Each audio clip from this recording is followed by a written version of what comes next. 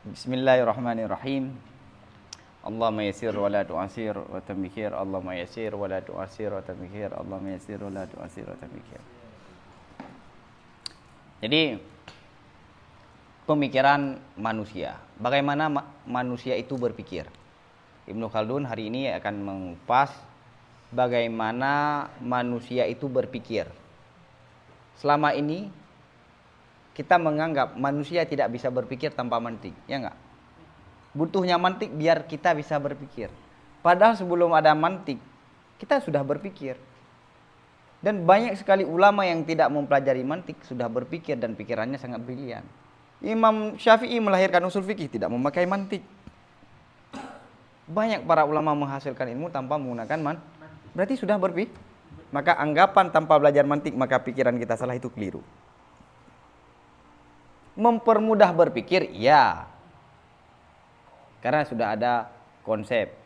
Seperti orang tukang bengkel di kampung nggak ada teori, belajar sama tukang bengkel di kampung nggak ada pakai teori.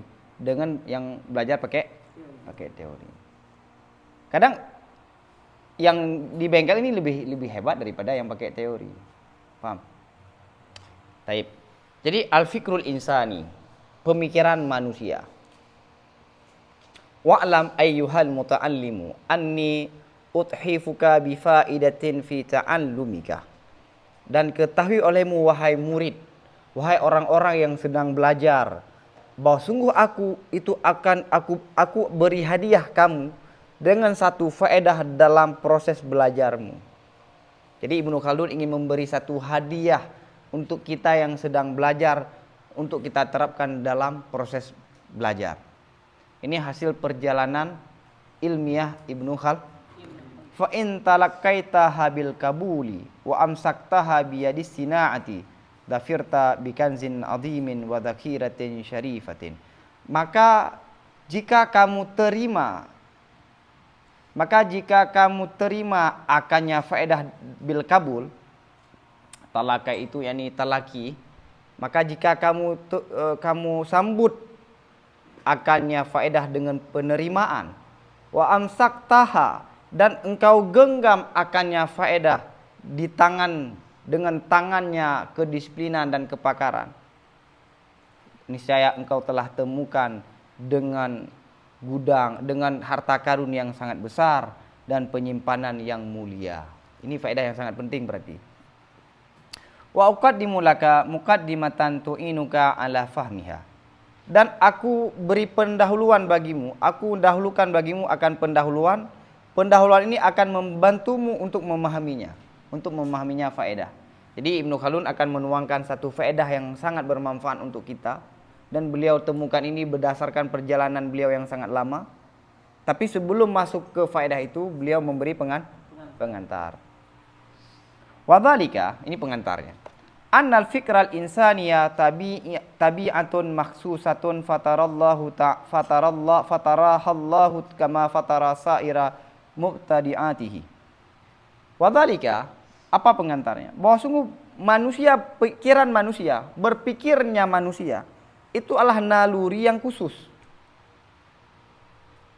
Yang Allah ciptakan naluri tersebut sebagaimana Allah menciptakan sisa-sisa yang Allah ciptakan yang lain. Manusia berpikir itu adalah naluri yang Allah ciptakan. Pikiran alamiah. Manusia berpikir secara alami karena diri manusia itu adalah berpikir. Ingat ya. Bukan dengan adanya mantik baru manusia berpikir. Manusia itu sudah berpikir. Apa makna berpikir itu? Wujudanu harakatin linnafsi fi batnil awsati minad dimagh. Pikiran itu apa? Yani kesadaran akan ada gerakan dalam jiwa pada tengah otak, pada bagian tengah daripada otak. Fil batni, yani dalam tengah daripada otak. Lihat, kita semua menyadari di mana ada gerakan yang namanya pikiran. Saat kita sedang galau, sedang berpikir, permainannya ada gerakan yang kita temukan dalam pertengahan otak. Ya kan? Ini jelas kan? Taratan yakunu mabda'an lil af'alil insaniyati ala nidamin wa tartibin. Kadang-kadang adalah gerakan tersebut Ini pikiran ya, yang di tengah otak itu menjadi landasan, menjadi dasar bagi perbuatan manusia secara sistem ataupun dan teratur. Kita sebelum melakukan duluan berpikir. Berpikir itu adalah dasar untuk kita melakukan sesuatu. Nah, bagaimana kita menyusun sesuatu yang tidak tersusun? Bagaimana kita membuat sistem? Perlu mengatur dulu lewat otak. Kemudian kita terjemah isi otak lewat praktek. Praktek itu sebenarnya apa? Isi otak. Isi otak. Baik. Jadi pikiran itu kadang-kadang apa? Menjadi dasar untuk amalan. Wataratan yakunu mab'an li ilmi ma lam yakun hasilan bi an yatawajjaha ilal matlub. Kadang-kadang adalah pikiran tersebut menjadi dasar untuk mengetahui suatu pengetahuan yang belum hasil, yang belum ada pengetahuan itu hasil, dengan bahwa mengerahkan seseorang jiwa ataupun pikiran kepada yang ingin dicari. Matlub itu yang dicari. Ataupun pikiran itu menjadi satu alat, kadang-kadang gunanya satu pikiran untuk mencari satu pengetahuan yang belum kita ketahui, ya kan? Banyak kok yang kita penasaran untuk kita tahu lewat akal. Itu akal naluri manusia. Waqad yusawiru tarfaihi wa yarumu nafyahu au isbatahu. Dan kadang-kadang otak ataupun pikiran itu menggambarkan dua sisi dan menginginkan akan menafikannya dua sisi tersebut ataupun menetapkannya. Misalnya gini, NU Muhammadiyah berkemajuan. Itu kan kesimpulan. Apa kausalitas antara kemajuan dengan Muhammadiyah? Bisa nggak kemajuan itu di NU? Ataupun orang Dayah tidak bisa berkembang di kota misalnya. Ataupun orang yang sudah menikah tidak bisa lagi belajar. Apa kausalitasnya? Jadi ada dua kan? Ini mahmul, maudhu sama mahmul. Nah, kita menggambarkan dua sisi. Belajar masih, menikah sama dengan masih bisa belajar. Ada yang kemudian kita mengisbat, dengan menikah kita masih bisa belajar. Tidak membangun daya masih bisa kita mengajar. Ataupun kita ingin tadi mengisbat juga bisa menafikan. Faham? Fayaluhu lahul alwastul ladzi yajma'u bainahuma, maka tampak bagi seseorang, bagi pikiran oleh wasat. Wasat itu ilat, alasan yang mempertemukan di antara dua sisi tersebut.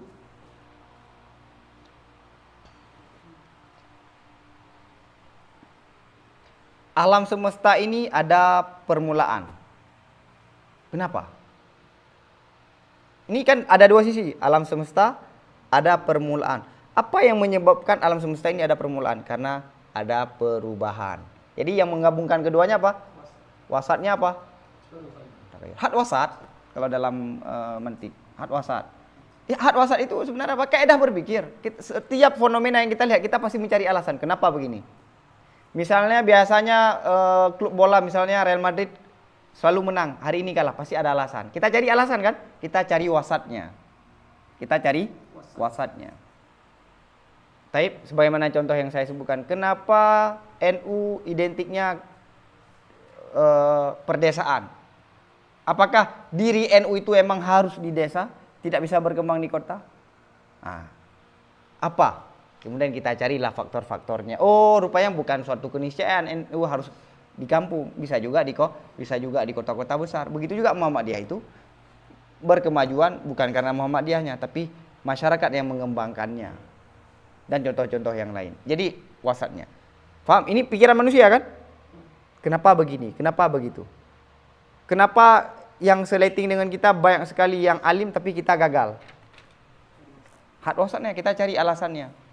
Kenapa dulu banyak melahirkan ulama, sekarang tidak melahirkan banyak ulama? Jangan menyalahkan zaman, itu salah. Pasti ada alasannya. Asra'a min lahmil basari in kana wahidan, yang lebih cepat daripada kedipan mata jika alasan itu satu. Jadi alasan itu cepat kita temukan, lebih cepat daripada kedipan mata jika wasatnya 1. Ini bukan pada hal yang tidak terlalu ribet ya. Wa yantaqilu ila tahsili wastin akhara in kana muta'addidan. Dan beralih kepada untuk menghasilkan alasan yang lain jika wasat itu banyak, lebih daripada 1. Allah menciptakan alam semesta ini. Kenapa Allah menciptakan alam? Kenapa alam menciptakan alam ini? Kita lihat dulu, alam ini ada permulaan. Kenapa ada permulaan? Ada perubahan. Dah satu wasat kan? Setiap ada permulaan pasti ada yang mencipta. Kemudian baru yang kedua. Jadi setiap mukadimah pasti ada hadwah. Setiap premis pasti ada yang pada ilatnya. Ilat yang mempertemukan antara maudhu dengan wa yasiru ila dhafri bimatlubihi, dan sampai seseorang kepada tujuan untuk menemukan. Dhafri itu menemukan dengan tujuannya. Kayak kita pengen tahu nih kan. Orang misalnya saya mau tahu dulu, benar nggak alam semesta ini Tuhan menciptakan ataupun alam ini jadi dengan sendirinya? Berproses. Kemudian kita cari, kita berpikir, akhirnya kita temukan apa yang kita cari. Lewat wasat. Jadi seperti begini. Antara satu pemikiran dengan pikiran lain ini perlu ada ikatan. Perlu ada jembatan biar terhubung. Dari ini ke ini kita nggak bisa melangkah ke pengetahuan yang kedua tanpa ada jembatan. Siapa jembatan ini? Ilatul wasat. Kemudian yang jembatan kedua, yang sisi yang kedua perlu terhubung kepada jembatan yang sisi yang ketiga. Perlu ada jembatan, ada had wasat lagi. Kemudian yang ketiga ini perlu terhubung pada yang lain hingga sampai pada tujuan. Jadi sebenarnya manusia itu membangun jembatan untuk membangun tangga untuk menemukan. Tapi Abdul Rahman Al-Yusi dalam syarah Jamul Jawamik memberi analogika berbeda. Had wasat itu mak jomblang. Seorang pria dengan seorang wanita tidak akan bertemu tanpa ada had wasat, tanpa ada yang mempertemukan keduanya. Mak jomblang. Selangke. Yang dengan adanya selangke, dengan adanya mak jomblang, seorang pria dengan perempuan bertemu dan menikah, lahir natijah anak. Ya lu apa kah? Bak natijah nak pakai mak jomblang kah? Ya enggak? Paham kan? Nah, beginilah cara berpikir manusia ini tanpa mantik nih. Hadza sya'nu tabi'atil fikriyatil lati tamayyaza bihal basyaru min baini sairil hayawani. Maka inilah model atau beginilah cara nalurinya berpikir, yang berpikir ini dapat berbeda manusia daripada binatang-binatang yang lainnya, daripada di antara sisa-sisa binatang yang lainnya. Ini yang membedakan manusia, naluri. Kita ada sesuatu yang Allah ciptakan dalam diri manusia. Summa sina'ah. Bagaimana mantik? Posisi mantik di mana? Summa sina'atul mantikiyatu hiya kaifiyatu fi'li hadhihi tabi'iyatil fikriyatin nadariyati. Kemudian skill logika ataupun kedisiplinan ilmu logika itu menjelaskan cara kerja ya, kaifiyatu fi'lin, cara kerja ini naluri berpikir yang bersifat teoritis, yang bersifat nadariyah, yang bersifat teoritis. Mantik tujuannya apa? Menjelaskan cara kerja berpikir. Manusia sudah berpikir. Itu sudah Allah ciptakan, manusia sudah berpikir. Hadirnya mantik apa? Menjelaskan bagaimana cara kerja. Sebelum ada ilmu kedokteran, mata sudah melihat. Lahirnya ilmu kedokteran tentang mata menyampaikan bagaimana mata itu melihat. Saat ada kesalahan di mata diperbaiki oleh ilmu kedokteran. Sebelumnya mata sudah bisa melihat. Manusia sudah berpikir. Hadirnya mantik menjelaskan bagaimana cara kerjanya akal. Akal itu sudah bekerja. Cara kerjanya bagaimana? Maka itu Maka kadang-kadang kita sulit menggunakan mantik. Kenapa? Karena kita sudah berpikir. Kita sudah menggunakan mantik. Paham ya? Bagaimana harus perlahan-perlahan ya? Satu mukadimah, mukaddam, tali. Karena kita sudah menggunakan tanpa kita sadari. Maka cara terbaik untuk membedah, kita lihat dulu. Sudah sesuai nggak dengan caranya? Kan nggak semua manusia berpikir secara tepat. Kita ambil pikiran kita tulis, kemudian kita masukkan kaidah. Itu cara menggunakan mantik. Tapi kalau menggunakan dalam keadaan sedang berpikir itu nggak bisa. Dengar tadi mikir, ada pakai mantik. Hana, kada pikir mantik.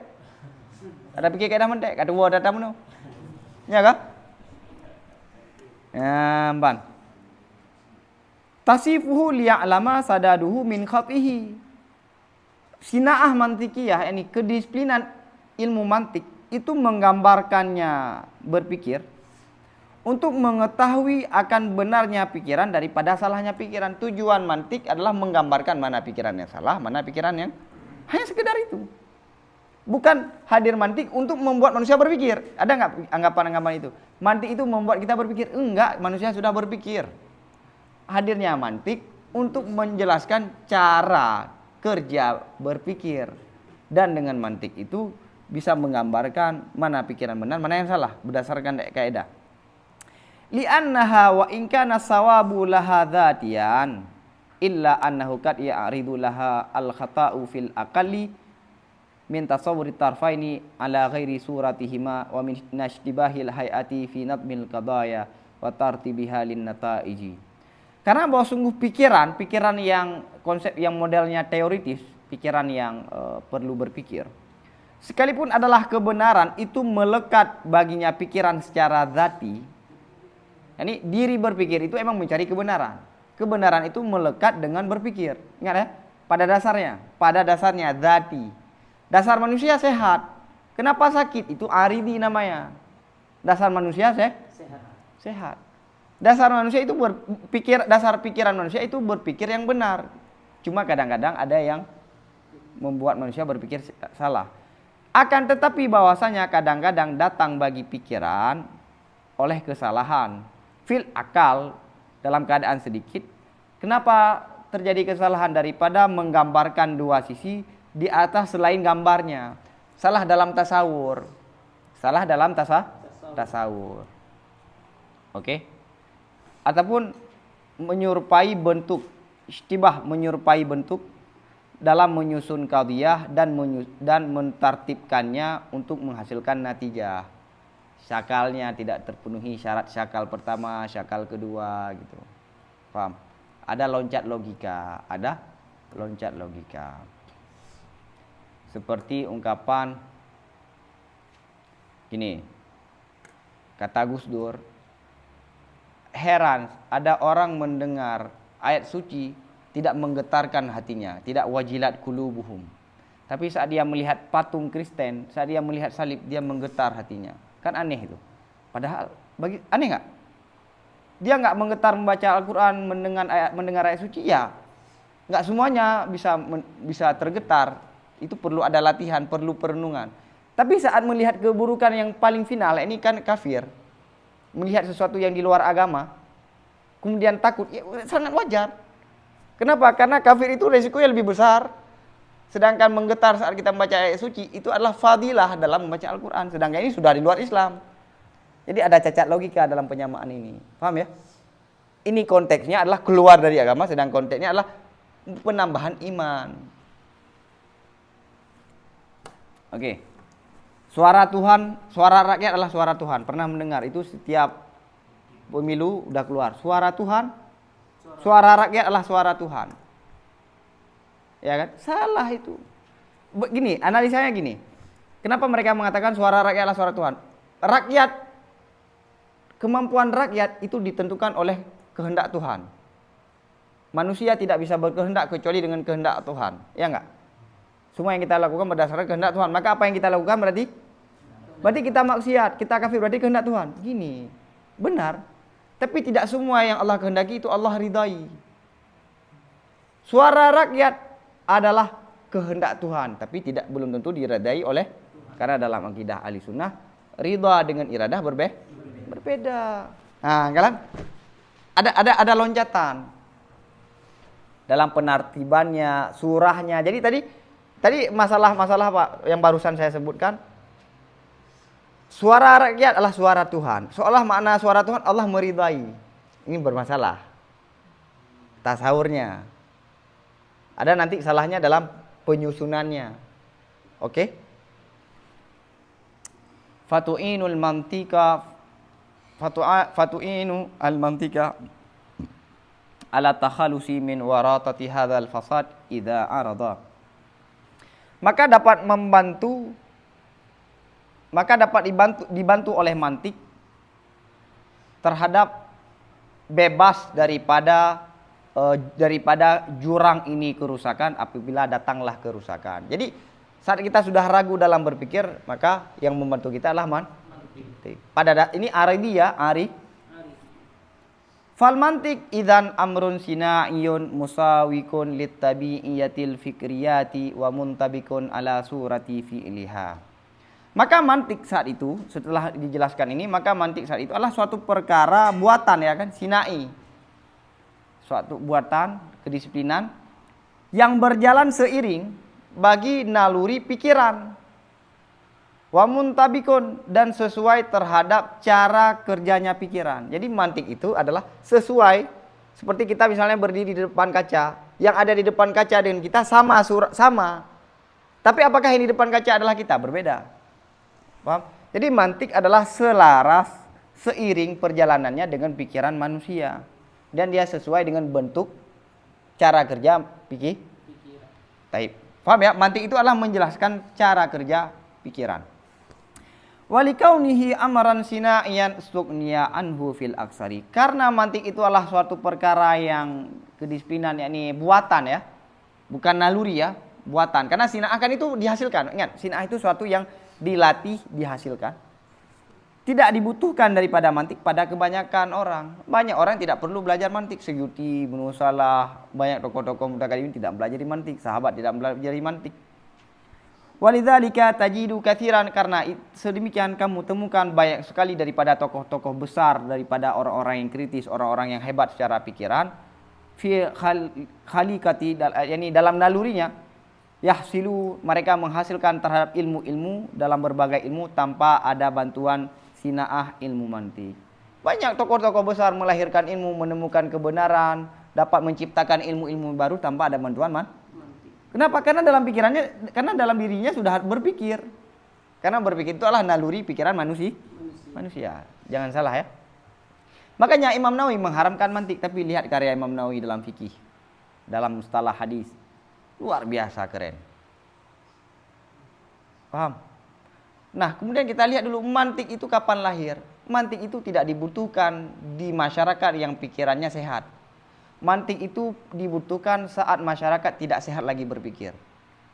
Karena realitas lahirnya ilmu mantik saat kaum Yunani, bangsa Yunani itu dirusak pikirannya oleh kaum sofis. Sofis itu orientasinya bukan mencari kebenaran, tapi mencari panggung, mencari popularitas, mencari kekuasaan. Jadi Yunani di masa sofis itu berada di puncaknya. Tanda satu kaum sudah berada di puncaknya, itu masyarakat sudah membicarakan politik, orientasinya sudah politik, bisnisnya lewat politik. Kalau orientasi dan yang dibicarakan oleh masyarakat tentang politik, maka tidak ada lagi kebenaran yang dicari. Karena politik yang penting siapa yang berkuasa. Maka bagaimana kita menguasai panggung politik? Perlu sofis. Perlu logika falasi. Perlu membuat orang itu tertarik dengan kita. Seolah-olah program kita lah yang benar, program lawan kita salah. Kita lah yang tempat, lawan kita yang salah. Kan itu dalam politik. Membuat masyarakat itu melihat politik itu hitam dan putih. Banyak sekali kan masyarakat melihat hitam dan putih. Karena tokoh politik. Saat ada yang debat, yang penting apa? Kita bisa membela gagasan kita dan mampu menaklukkan gagasan lawan. Terserah mana yang benar, mana yang sah. Akhirnya anak-anak raja, anak-anak orang elit itu belajar. Jadi orang tuanya itu meminta kepada tokoh-tokoh sofis untuk mengajarkan anaknya untuk menjadi cikal bakal tokoh-tokoh politik. Maka disampaikan oleh Ahmad Amin dan Najib Mahfud saat ini, yakni sekitaran 50 tahun yang lalu adalah masanya sofis. Maka lihat masyarakat sekarang sulit sekali berpikir secara kritis, sulit berpikir yang tepat. Taib, misalnya ada ulama yang sudah beda ijtihad. Dulu kenapa begitu? Antara dulu dengan sekarang kan berbeda. Misalnya kayak Pak Mahfud MD mengatakan ormas sekarang tidak lagi bersuara untuk amal nahi mungkar. Yang dibalas apa? Kenapa membubarkan FPI? Itu kan konteks yang berbeda. Dulu kan beliau membubarkan. Dan mungkin alasan beliau membubarkan bukan karena nahi mungkarnya, mungkin karena sikapnya ataupun ada yang lain. Untuk kritiknya benar apa salah? Kenapa kita lari ke yang lain? Paham? Jadi kalau orientasi masyarakat yang dibahas oleh masyarakat adalah politik, maka pikirannya sudah sofis. Kenapa? Politik itu tidak lagi benar dan salah. Tapi bagaimana kita menang, bagaimana kita mendominasi, bagaimana kita merebut kekuasaan. Itu dalam politik. Maka dalam politik yang mutairo tuh, yang lain gua tadi dia dalam politik. Pilihlah saya. Tapi nggak apa-apa juga kalau pilih lawan saya, karena kebenaran tidak mesti lewat saya. Ada nggak dalam politik begitu? Hana, tetap pilihlah saya. Dan yang membuat masyarakat itu polarisasi, terpecah belah karena politik juga. Makanya kelompok paling besar dalam Islam yaitu Syiah. Siapa yang membuat Syiah? Siapa yang membuat umat itu terpecah menjadi Sunni dan Syiah? Politik. Syiah itu lahir karena politik. Bahkan Mu'tazilah juga lahir karena isu politik. Kenapa? Karena jangkauan politik itu besar, kekuasaan itu besar. Kalau politik membuat satu aliran, satu ideologi, maka terjadilah pecah belah secara menyeluruh. Tapi kalau misalnya di kampung lagi masalah putih hijau, enggaknya kampung tau masalah putih hijau. Natruk deh Jawa, natruk ke elit, hana. Tapi kalau kebijakan misalnya, pasti terjadi polarisasi di bawah. Maka ada cebong. Pulang. Kadrun. Iya. Maka lahirlah Aristoteles untuk mengembalikan naluri pikiran manusia. Bagaimana beliau mempelajari cara kerja pikiran, membuatlah ilmu logika. Lahirnya mantik saat masyarakat sudah sakit dalam berpikir, tidak sehat lagi dalam berpikir. Sekarang sehat nggak? Maka perlu mantik. Paham? Maka yang penting mantik bukan rumusan, bukan definisi hewan nanti. Bagaimana kita mampu meluruskan. Jadi ada teman, bagaimana cara membahas ilmu dalam setiap dialog sama teman-teman. Kalau misalnya kita ajak bahas, yuk kita bahas usul fikih, bahas mantik, bahas fikih, itu nggak akan mau. Tapi setiap meja, setiap teman pasti ada topik yang dia bahas. Kita kaji yang pembahasan itu lewat logika. Kemudian kita ajak, nah ini pernyataan kamu ini kayaknya kurang tepat. Kenapa? Begini. Akhirnya membuat orang. Itulah cara kerja Plato, guru Aristo, untuk mengembalikan masyarakat yang tidak sehat untuk kembali sehat dalam berpikir. Beliau pergi ke pasar, pergi ke tempat perkumpulan masyarakat, mendengar apa yang sedang mereka dialog, kemudian beliau ikut nyambung. Tujuannya apa? Memperbaiki pikiran orang lewat dialog. Apa yang sedang dibahas, sebenarnya kita nggak fokus dengan pembahasannya itu, tapi cara berpikirnya bagaimana. Setidaknya ke depan dia akan mengubah cara berpikirnya. Jadi gunakan logika itu lewat dialog, lewat diskusi, lewat ngobrol biasa dengan teman-teman. Oke.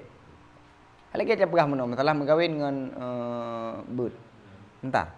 Apakah menikah dengan belajar itu dua yang bertentangan ataupun gini?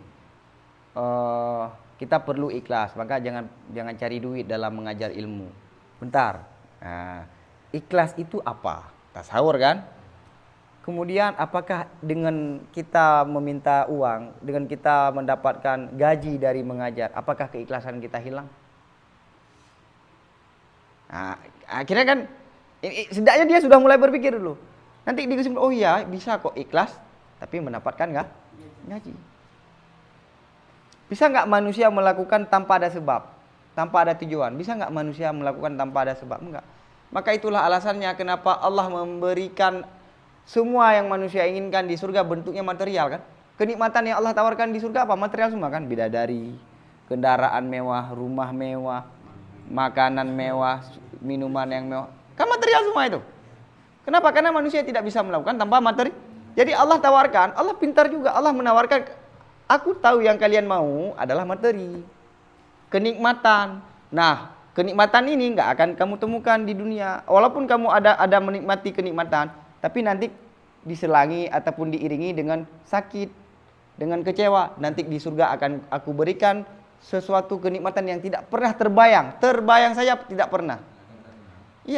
Iya, akhirnya termotivasi untuk beribadah. Faham? Jadi Allah pun tahu manusia. Allah sudah menciptakan manusia punya tujuan. Tidak bisa manusia melakukan sesuatu tanpa ada tujuan. Tujuan itu bentuknya materi kebanyakan. Maka Allah tawarkan materi. Kebanyakan ada orang yang menyembah Tuhan untuk Tuhan tanpa melihat surga dan neraka. Tapi jangan pakai narasi ini ke kebanyakan orang. Standar Ibrahim Adham kepada masyarakat awam ini kekeliruan. Maka muncullah ikhlas itu tidak boleh lirik ke uang. Buzuhud ya kan identik daya kan buzuhud nayo bumuno nyan sufi lagi kan, sedangkan tayo tarikah begut. Lihat Imam Syafi'i mengatakan apa? Syarat belajar itu harus ada. Salah satunya kan uang yang banyak kan? 6 apa 5? Salah satunya uang yang banyak kan? Ini kan perlepeng mana? Bulugah. Bulugah apa pun dok. Ya kah? Perlepeng kah? Perlu makanan bergizi, lagi ada pegah-pegah, perlu daging, perlu susu, ya kan? Karena syarat berpikir itu harus ada asupan yang bergizi. Lihat taklim, kurma, susu, daging, pulau. Ya kita pakai orang pun kena, Indomie kena. Ketika ada orang yang minum susu, misalnya susu beruang tiap hari, sok-sok kaya roh tu. Jadi dipaksa kita emang harus semua sederhana. Yang kita cetakan lagak aja kah hilain ju. Bu kita butuh bu jamu tak tahat ju kita. Kiban le cara mungkin lagi kan. Pajak maju lagi kan. Mau kah? Pakai ngai bawa kenan. Nyampaknya dan nak pegang. Kitab ke putih, tanya buku kuning sih mendong. Padahal kitab yang sama. Cetakannya yang sudah berbeda. Taib ya? Paham ya? Ini poin penting nih. Oke? Wala siyama ma'asidikin niyati wa ta'arudi li rahmatillahi ta'ala. Apalagi diiringi niat yang bagus dan berharap untuk rahmat Allah. Ini sangat penting untuk mencari kebenaran. Niat yang bagus dan kita meminta rahmat Allah Ta'ala. Fa inna dzalika a'zamu makna. Karena bahwa sungguh niat yang bagus dan berharap untuk rahmat Allah itu makna yang paling besar untuk mencari kebenaran. Paham? Lihat, kita tertutup pikiran saat kita menggunakan pikiran untuk membela ego kita. Misalnya ada teman, dia membantah pikiran kita. Kita tahu yang dia bantah itu benar, tapi karena ego tetap nggak mengakui kan? Ya kan? Nyata mita dari lain baca Rabu. Kama taib wa yaslukuna bitabi'atil fikriyati ala sadadiha. Dan para tokoh-tokoh besar tadi kan, An-Nudhar yang tadi menempuh dengan pikiran, dengan naluri pikiran di atas jalannya pikiran yang lurus. Fatufdi bihim ila tab'i ila husulil wasti wal ilmi bil matlub kama fatarahallahu alaih. Maka pikiran itu membawaki dengannya tokoh-tokoh besar itu dengan naluri untuk menghasilkan wasat, alasan dan mengetahui dengan natijah ataupun dengan kesimpulan sebagaimana yang telah Allah ciptakan di atasnya. Sebagaimana Allah telah menciptakan akan naluri tersebut terhadap orang tersebut. Jadi dia berpikir, dia menemukan, dia menghasilkan ilmu lewat nalurinya. Lewat mana naluri apa yang sudah ada. Oke.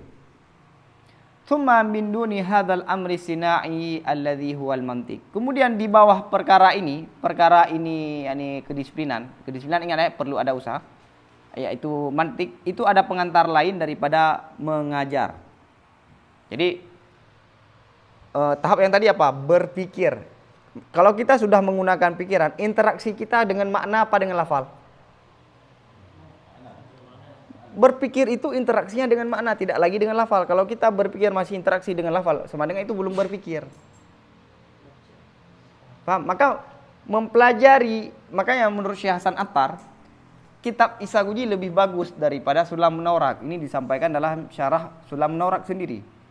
Sebagai ulama memilih Isaguji daripada, karena Sulam Munawwarak itu ada susunan, ada tartibnya yang diubah demi sajak. Akhirnya kita disibukkan dengan mencari di mana kabar, ini mana muqaddam, mana yang ditakhirkan. Kan itu kan nadam. Sedangkan di Isaguji kan lurus. Oke. Kemudian orang belajar mantik sibuk dengan teks, sedangkan pikiran itu kesibukannya dengan makna. Nah, jadi kata Ibnu Khaldun tadi apa? Pengantar tadi apa? Satu pengantar. Berpikir. Berpikir ini ada satu pengantar lagi sebelum berpikir ini. Ada proses yang harus kita lewati sebelum masuk ke pikir ini.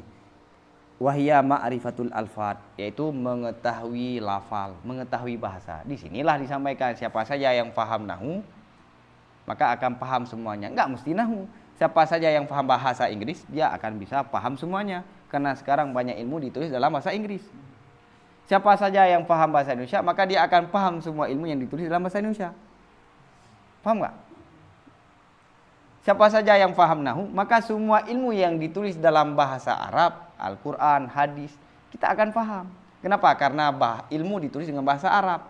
Makanya lahirlah man tabahara fin nahwi. Hal biasa itu dalam bahasa yang lain. 4 leh. Nyo urung ta. Nyo kadake, Iya kan? Kan selama ini ya mantabahara fi nahwi saja kan?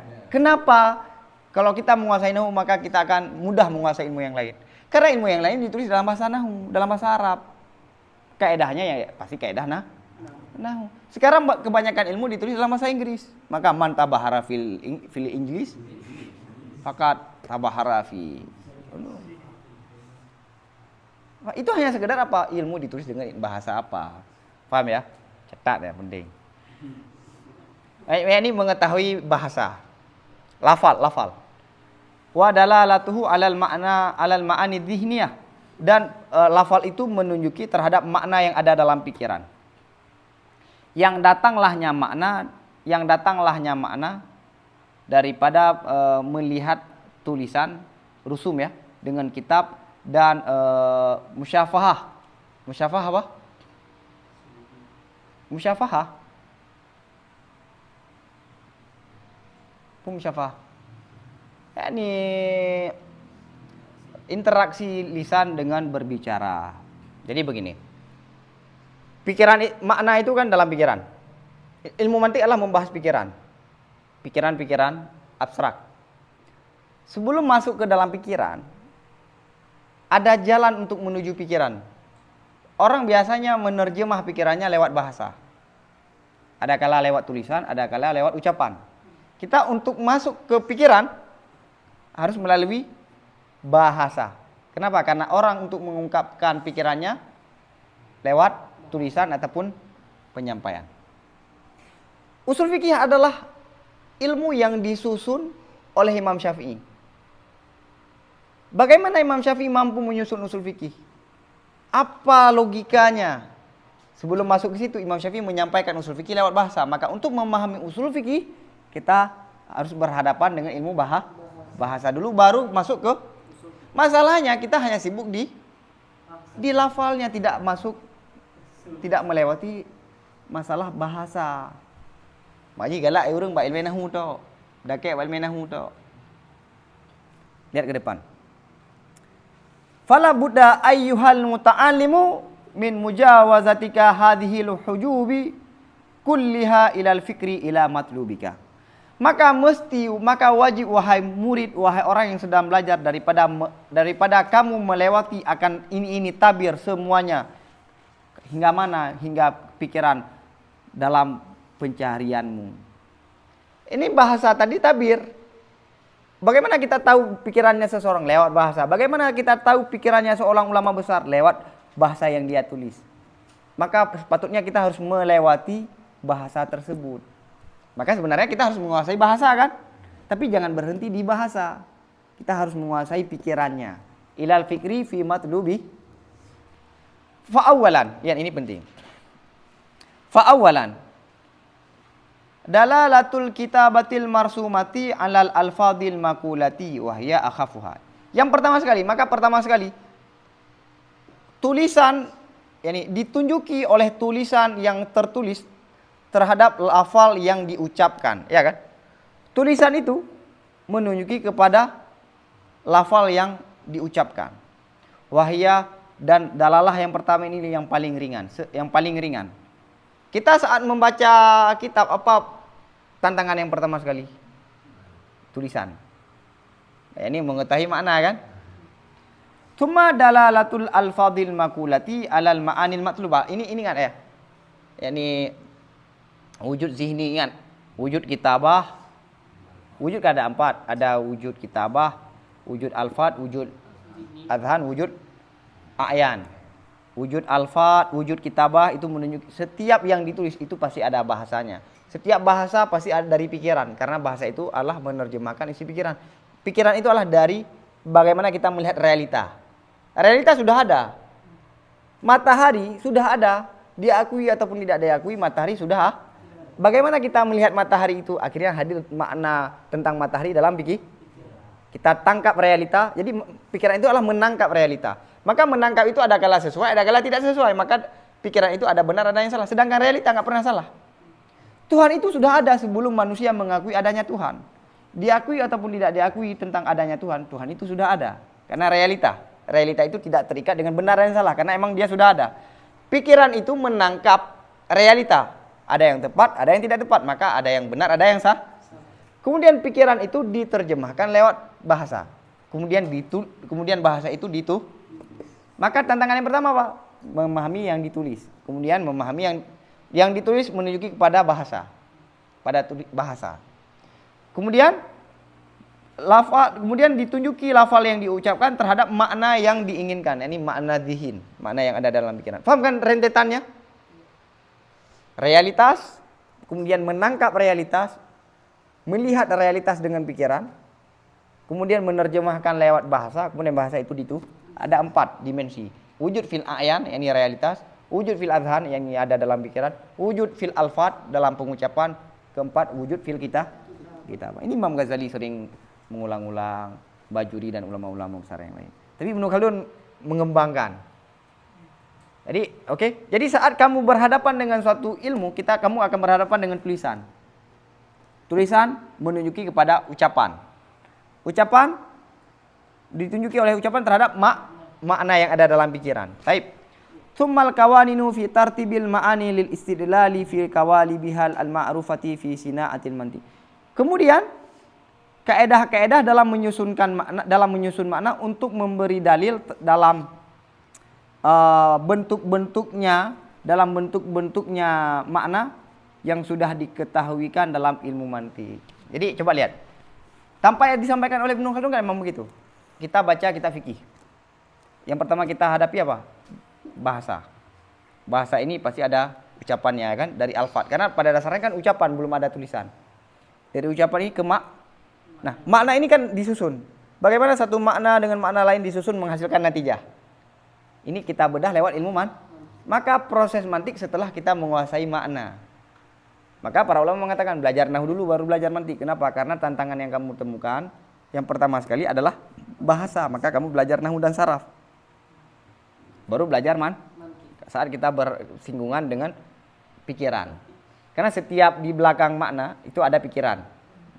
Di belakang lafal itu ada di pikiran. Fahim? Oke. Jadi apa? Yang ketiga apa? Undang-undang dalam menyusulkan makna-makna yang ada dalam pikiran tadi untuk memberi dalil. Makanya setiap masalah dalam kita ada dalilnya kan? Kenapa ini begini? Hukumnya apa? Masalah pesiju apakah boleh apa tidak boleh? Apa dalil-dalilnya? Paham ya? Kemudian tumatil kal ma'ani mujarradatan fil fikri ishtirakan yang tanisu biha al matluba bitabi'atil fikriyati bita'arudi li rahmatillahi wa mawahibihi. Kemudian makna-makna itu yang kosong dalam pikiran itu ishtirak, terikat, yang mencari seseorang dengannya makna akan matlub, akan natijah dengan naluri pikirannya, dengan meminta bagi rahmat Allah dan pemberian Allah. Ini singkatnya prosesnya ada 4. Proses yang pertama tulisan menunjuki ucapan, bahasa, kemudian bahasa itu menunjuki makna. Dari makna kita melihat bagaimana penyusunannya. Kemudian kita melihat makna itu menghasilkan natijah. Makna kita sudah tidak terikat lagi dengan bahasa, sudah melihat ke pikiran, sudah melihat ke makna yang ada dalam pikiran. Kemudian kita ambil pikiran-pikiran ini untuk menghasilkan sambil kita meminta pertolongan dan pemberian daripada Allah. Maka inilah para ulama. Para ulama tidak lagi terikat dengan bahasa. Tidak lagi pembahasan yang asiknya adalah paling nahu yang paling asik, tapi makna dan pikiran. Maka dulu ilmu tidak ada tulisan, yang ada adalah interaksi antara satu orang dengan orang yang lain, interaksi lewat bahasa. Sebenarnya adalah yang kita bahas saat kita dialog, saat kita berdebat, sebenarnya debat pikiran kan. Cuma pikiran itu untuk kita sampaikan perlu bahasa, maka debatlah bahasa. Sebenarnya debat pikiran, bukan debat bahasa. Maka bahasa itu harus diikuti sebagaimana pikiran, tidak boleh menyerang pribadi, karena yang sedang kita debat adalah pikiran, bukan pribadi. Maka tidak boleh menggunakan yang menyerang pribadi.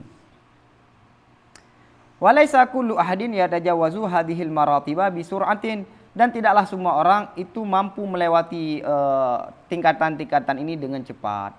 Makanya banyak orang terjebak masih dengan lafal, nyo alih lampu, pu tanwin, pu idafah, macam babat third. Ya kan? Sedangkan orang lain tidak lagi membicarakan itu, sudah tahu di belakangnya. Maka Imam Ghazali sering kan mengatakan dalam Intisar, yang membuat orang tersesat dalam memahami kebenaran karena dia melihat kebenaran lewat lafal. Sedangkan orang yang mencari kebenaran lewat makna kemudian baru lafal, maka dia akan menemukan. Jangan lafal dulu, pindahkan lafal dulu. Lihat apa maksudnya. Ilmu kalam, banyak orang debat ilmu kalam gara-gara ibarat antara satu ulama dengan ulama lain berbeda. Padahal kalam itu kayak tentang logika kan. Tanpa ada kitab itu manusia sudah berpikir. Kita lihat dulu apa maksudnya. Taib. Wala yaqta'u hadhil hujuba fi ta'limi bisuhulatin. Dan seseorang tidak bisa memutuskan akan ini tabir-tabir dalam belajar dengan mudah, tidak mudah. Maka ada orang yang masih sibuk dengan ibarat. Taib. Bal rubbama waqafa dhihnu fi hujubil alfadhi bil munakashati. Bahkan sering sekali otak berhenti dalam tabir-tabir lafal dengan perdebatan. Nyo pakan meno ke ibarat idih mendih ke ibarat tafannon. Pakan meno pakan han meno. Kana ada yo. Pakan ino ke ibarat dengan mufrad idih dengan jamak. Emang munakasyah lafdiyah laisa min da'bil fuhul kulli atar. Perdebatan terkait lafal, pengungkapan laisa min da'bil fuhul, bukan orang-orang hebat, bukan kebiasaan orang-orang hebat itu. Au athara fil ishtirakil adillati bi syakbil jidalati wa syubuhati. Kemudian ataupun menemukan dalam sama-samanya dalil dengan kerancuan diskusi dan yang serupa dengan dalil. Syubhat kan yang serupa dengan dalil. Ataupun dia sibuk di dalilnya nih, bukan sibuk dengan dalil lah, perdebatan dan syubhat-syubhatnya, tidak lagi mencari kebenaran. Faqa'ada an tahsil matlub, maka dia duduk daripada menghasilkan matlub, tidak lagi berjalan. Akhirnya dia tidak lagi berjalan. yakni alias duduk. Dia duduk daripada mencari kebenaran, tidak lagi mencari kebenaran. Walam yakat yatakhallasu an min tilkal ghamrati illa qalilan mimma hadahullah. Dan tidaklah hampir terbebas seseorang daripada sedemikian kekacauan lah, kecuali hanya sedikit daripada orang-orang yang Allah beri petunjuk. Paham? Paham? Namfum ini ikut. Di mana namfum? Oke. Kesulitan, gamrahin kesulitan. Faida butulita bimisli dzalika. Ini yang sering kita temukan kan? Bahkan yang kita alami kan? Alfat. Ya kan? Barat begini, di sana begini, di sana begini. Itu mulah semua manisan, bukan inti. Baik. Apabila kamu telah diuji ya, apabila kamu telah teruji dengan model sedemikian, ini sibuk dengan lafal, sibuk dengan perdebatan tanpa ke intinya. Wa aradalaka irtibakun fi fahmika, dan datang bagimu oleh keraguan dalam pemahamanmu.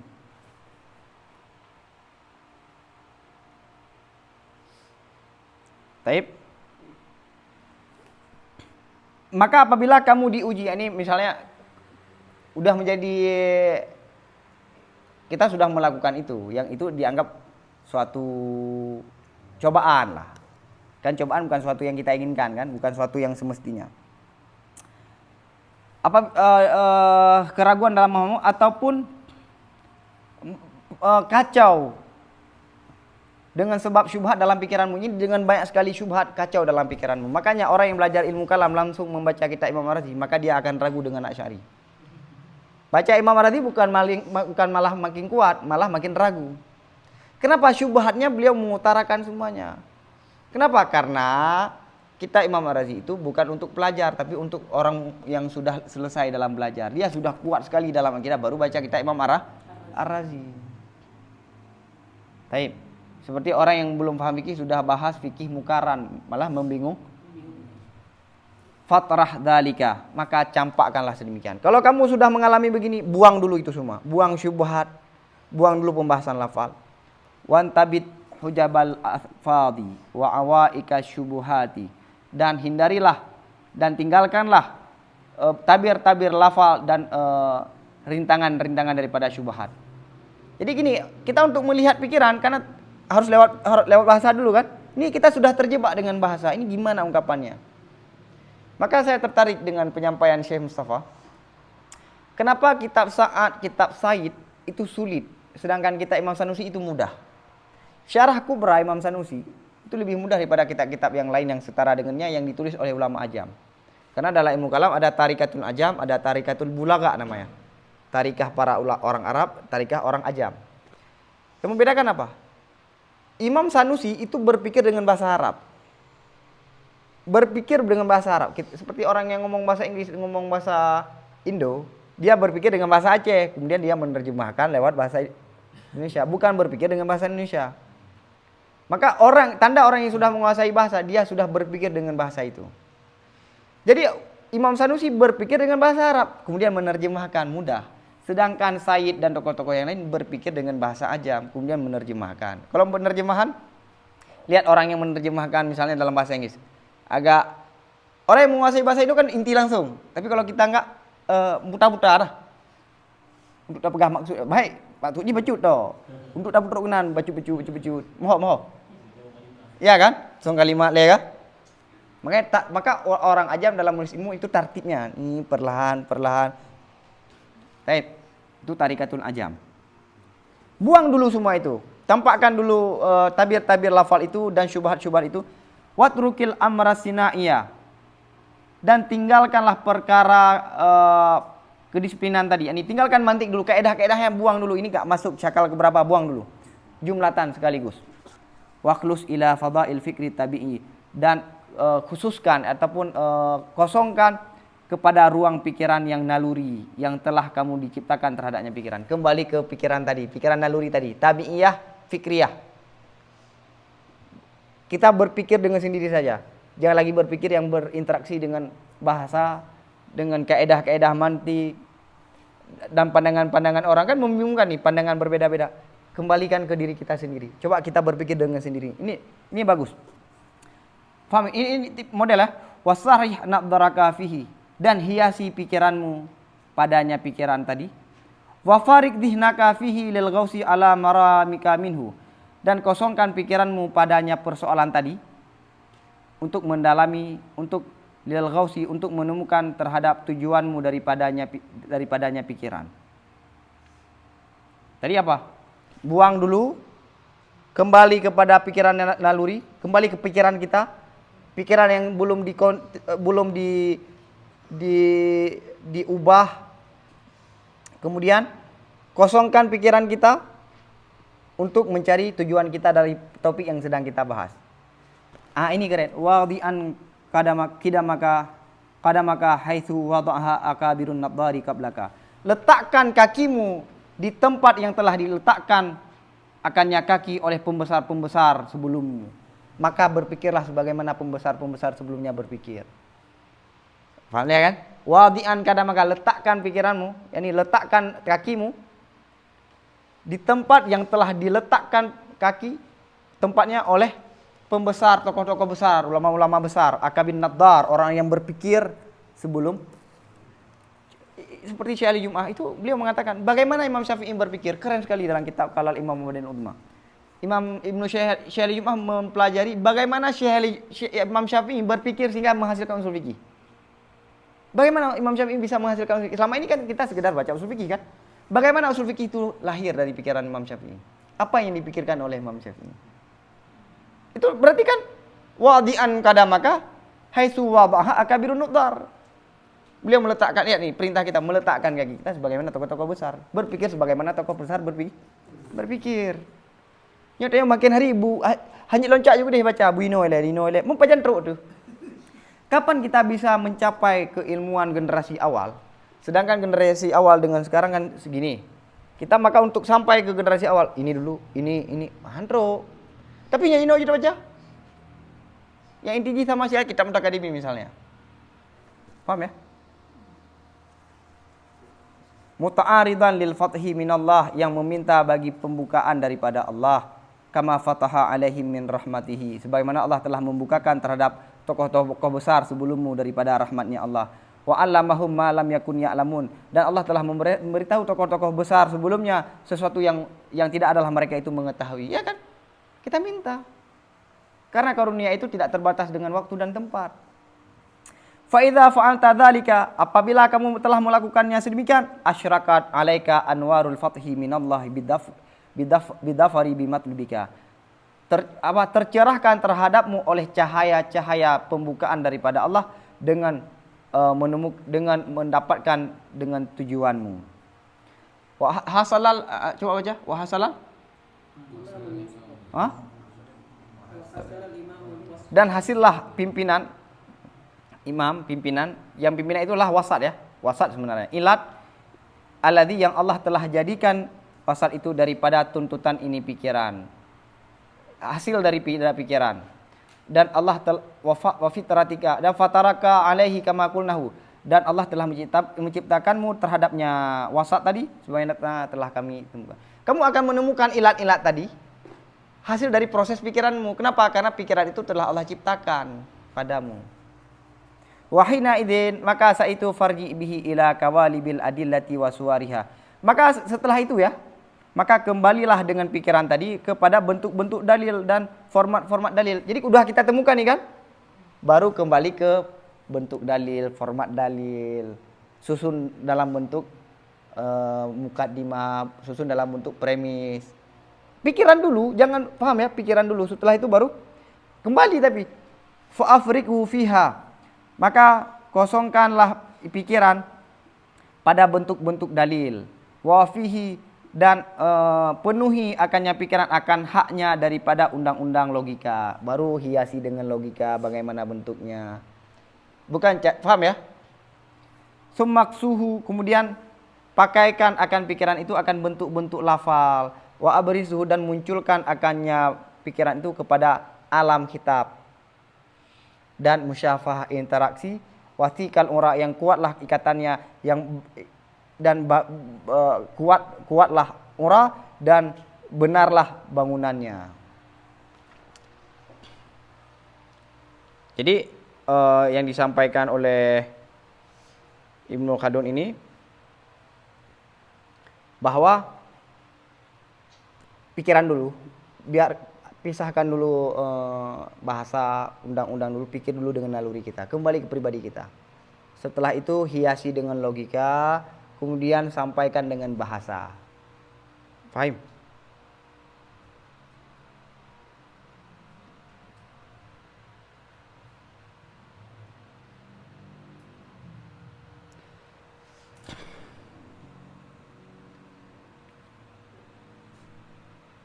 Oke. Jadi wa abrizu ila alamil khitab wal musyafahah wathiqal ura sahihal bunyan. Kuatlah ikatan, wathiqal ura, kuatlah ikatan, dan baguslah pondasi. Makanya orang yang berpikir itu biasanya pakar dalam ilmu bahasa. Karena bahasa dengan pikiran itu saling membutuhkan. Pikiran yang benar disampaikan dengan bahasa yang salah, maka pikiran itu nampaknya tidak benar. Bahalah pikiran yang salah disampaikan dengan bahasa yang benar, nampaknya benar.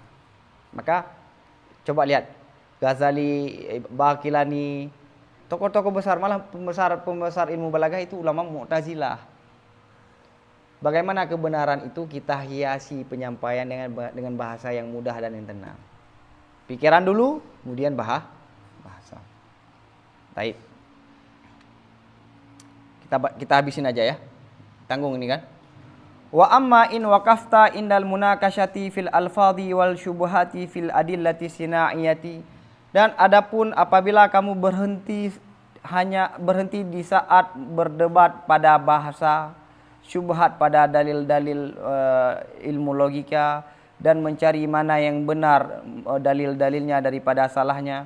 Wa hadhihi umurun sina'iyatun. Ini adalah perkara-perkara sina'iyah yang dibuat, tastawi jihatuhal al-muta'addidatu, yang samalah arah-arahnya sinai yang berbeda-beda.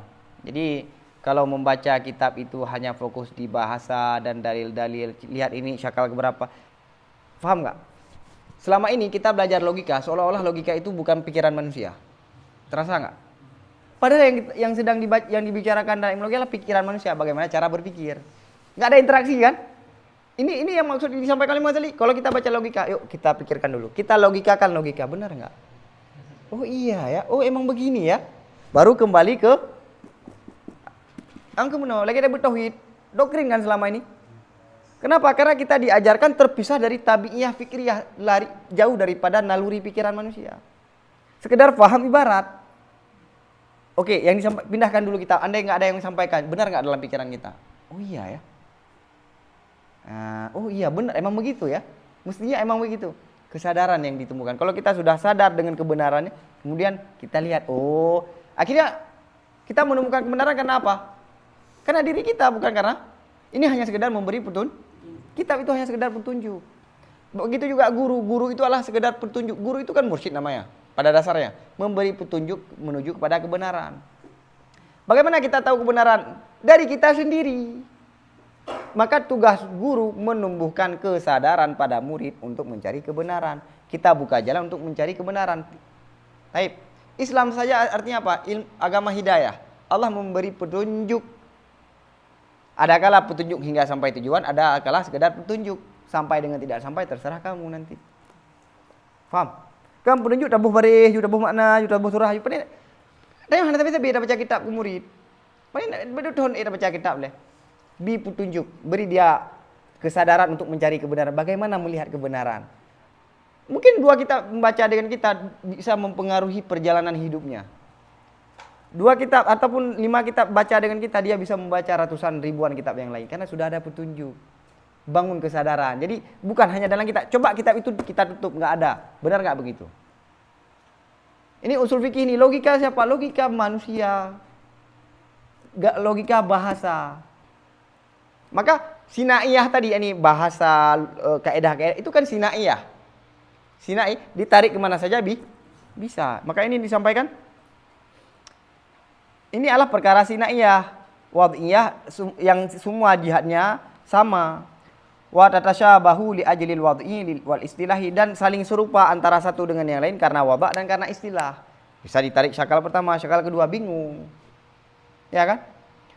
Fala tatamayyazu jihatul haqqi minha, maka tidak berbeda arah kebenaran daripada arah kesalahan. Daripadanya persoalan wad'iyah, minha dari persoalan wad'iyah. Jadi dengan wad'iyah itu kita nggak bisa tahu kebenaran. Maka lihat gini, coba kembali ke perasaan kita pribadi. Kita tahu mantik itu benar, kenapa? Karena disampaikan benar kan dalam kitab. Andai kita dikenalkan bahwa mantik itu salah, mungkin mantik salah juga. Bukan dari kesadaran kita, oh iya benar ya. Emang begini. Kenapa syakal pertama syaratnya adalah had wasatnya fil kubra, mahmul fil mahmul fi sugra, maudhu fil kubra. Kenapa mesti begitu? Kan nggak pernah dibicarakan gitu. Akhirnya sadar, oh iya emang begini. Kalau formatnya nggak begitu maka salah. Sadar, kesadaran. Setelah oh iya benar ya, akhirnya kita bisa mengungkapkan itu, baru menguasa. Ini penting yang disampaikan. Wah, saya senang sekali ada pernyataan begini. Karena selama ini pernah saya sebutkan, saya mengajar misalnya di Kero, ngajar tauhid, tutup tauhid, nggak ada. Andai kitab ini nggak ada, andai ilmu tauhid nggak ada, benar nggak begini? Berangkat dari kesadaran, coba berpikir dengan kesadaran kita masing-masing. Bukan karena ada yang menyampaikan. Jadi kebenaran bukan karena ada yang menyampaikan, kebenaran memang kita temukan sendiri. Kita hanya petunjuk, oke? Ini yang sedang kita bahas juga coba rasakan dulu. Baik karena Ibnu Khaldun sih, cin begini oleh nyo kah? Ya? Paham ya? Jihatul haqqi, karena arah kebenaran. Innama tastabinu idza kana bitab'i. Hanya saja akan jelas arah kebenaran jika ada arah itu dengan naluri, berpikir dengan naluri. Kalau enggak berpikir karena orang menyampaikan, berpikir karena ada ulama yang menyampaikan, berpikir karena ada dalam kitab. Bukan naluri kita. Akhirnya apa? Ibnu Khaldun mengajak kita setara. Jadi membuat kita untuk jangan minder dengan tokoh-tokoh besar sebelumnya. Berpikirlah dengan dirimu sebagaimana orang sebelummu berpikir dengan dirinya. Iya kah? Boleh. Maka lahir tokoh-tokoh besar walaupun segolongnya upaya enggak menteng lahir di tokoh-tokoh besar yang melampaui tokoh-tokoh Hawaii. Fayastamiru ma hasala minasyakki wal irtibat. Maka kalau model-model begini maka kekallah sesuatu yang hasil daripada ragu dan irtiyab dengan syak sama ya. Maka dengan cara lafal masirah. Kalau diibaratkan yang lain ada enggak gini? Kita enggak paham ibarat ini, dengan baca ibarat ini sudah paham kan? Jadi kadang-kadang ibarat itu menjadi hijab untuk menemukan kebenaran. Paham ya?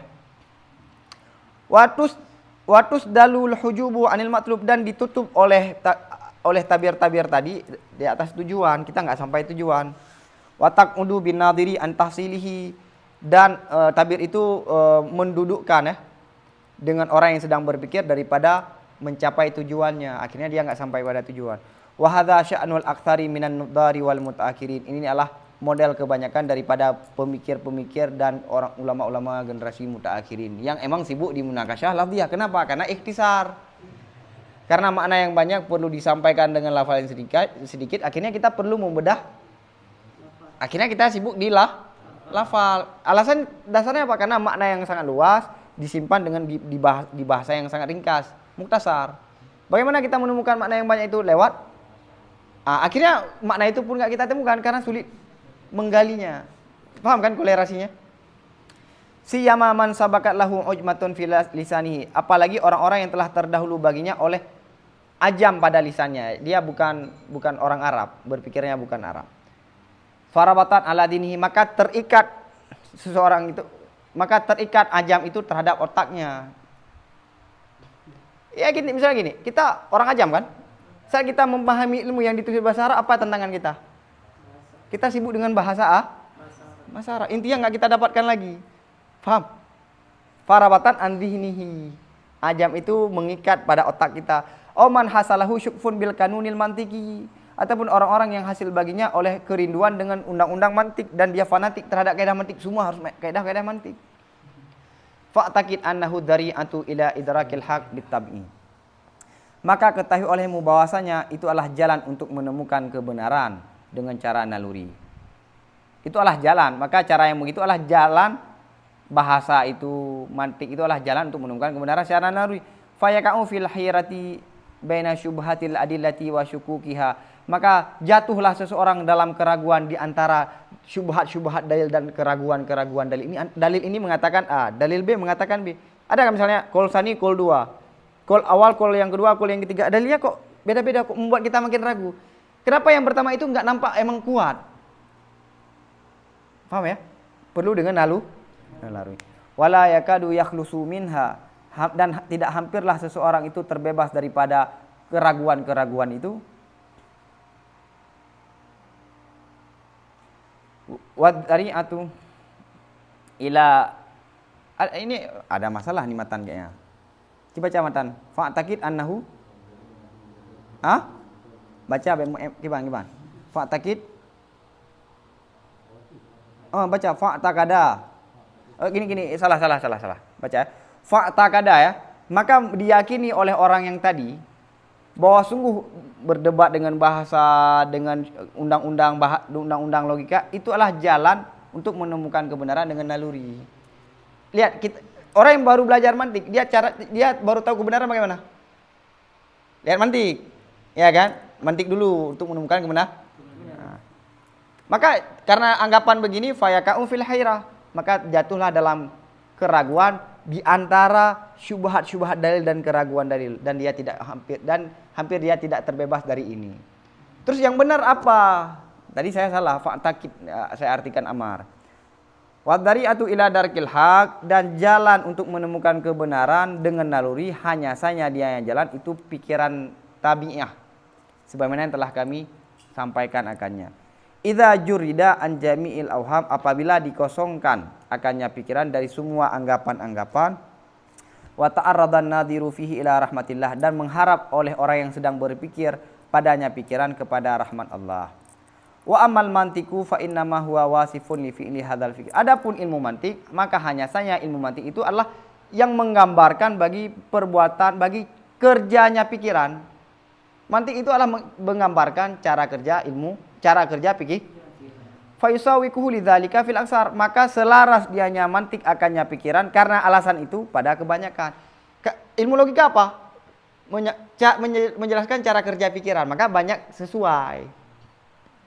Fa'tabir dzalika, maka pertimbangkanlah sedemikian dan mintalah rahmat Allah mata au azaka fahmul masail, saat kamu dihadapkan oleh memahami masalah.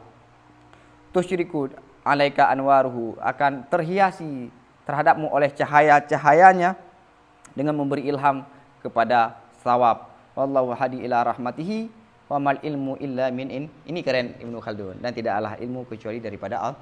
Wallahu alam bisawab wa ilahi marjual ma'ab. Allah